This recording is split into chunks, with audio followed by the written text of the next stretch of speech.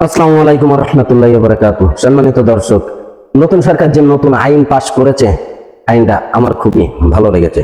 যদি কোনো নারী তার স্বামীকে তালাক দেয়, কাবিননামার টাকা ওই নারীকেই দেওয়া লাগবে এবং সেটা বাধ্যতামূলক হবে। এবং যদি কোনো পুরুষ তার স্ত্রীকে তালাক দেয়, কাবিননামার টাকা সেই পুরুষই দিতে বাধ্য থাকিবে। তাই নতুন সরকারের কাছে আমার আরো একটা দাবি রইল, যদি কেউ যৌতুক দাবি করে তাহলে নারীরাও কিন্তু যৌতুক দাবি করতে পারবে। সেটাওটা আপনি এই আইনটাও পাশ করে দিবেন প্লিজ। তাহলে যদি নারীরা যৌতুক চায় তাহলে যৌতুকের পন্থা আর থাকবে না।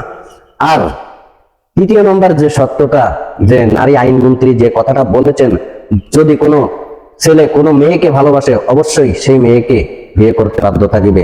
এবং যদি কোনো মেয়ে কোনো ছেলেকে ভালোবাসে তাহলেও তাদের জন্য সেই আইন থাকবে, বিয়ে করতে বাধ্য থাকিবে।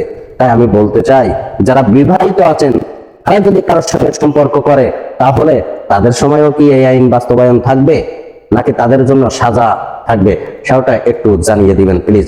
আর প্রবাসী ভাইদের স্ত্রীরা যারা দেশে আছেন সেটার দিকে একটু খেয়াল করবেন।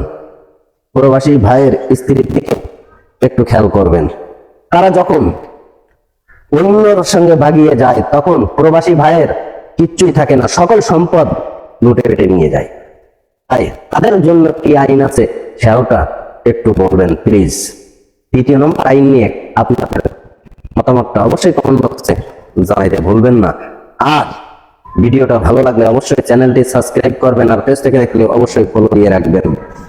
দেখা হবে আরেকটি নতুন ভিডিও নিয়ে ইনশাআল্লাহ।